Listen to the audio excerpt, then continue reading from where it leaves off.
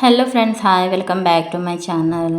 ఎంతో మృదువుగా నోట్లో వేసుకుంటే కరిగిపోయేలాగైతే ఈరోజు ఆలూ పరోటాని అయితే చేసుకుందామండి. దానికోసం 2.5 కప్పుల వరకు కూడాను గోధుమ పిండిని అయితే వేసుకున్నాను.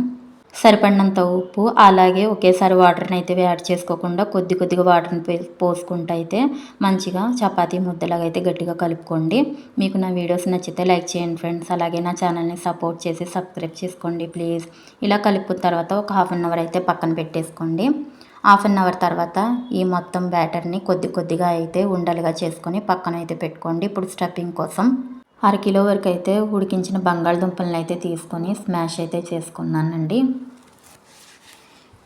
ఇప్పుడు దీంట్లోకి ఒక 2 ఉల్లిపాయలను అయితే కట్ చేసుకొని వేసుకున్నాను. 3 పచ్చిమిర్చి, అర స్పూను కారం, హాఫ్ స్పూన్ వచ్చి ధనియా powder, half spoon garam masala, half spoon వచ్చి జీరా పౌడర్ కూడా వేసుకున్నాను.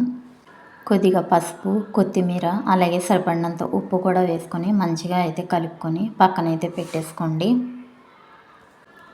ముందుగా రెడీ చేసి పెట్టుకున్న మనం బాల్స్ అయితే రెడీ చేసుకున్నాం కదండి. ఆ బాల్లో మనం ప్రిపేర్ చేసుకున్న ఆలూ మిక్సర్ని అయితే వేసుకొని స్టఫింగ్ అయితే చేసేసుకోండి. దాని తర్వాత చపాతీ కర్రతో అయితే కాస్త ఒత్తుకుని గట్టిగా కాకుండా తేలిగ్గా అయితే ఒత్తుకోండి.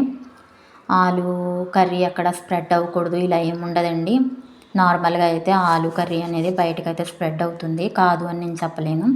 కాదు కర్రతో వత్తలేము అనుకుంటే కాస్త ఇలాగా స్టఫింగ్ తర్వాత కొద్ది కొద్దిగా పిండి వేసుకుంటూ ట్యాప్ చేసుకుంటూ కూడాను మనం పరోటాని అయితే ఒత్తుకోవచ్చు.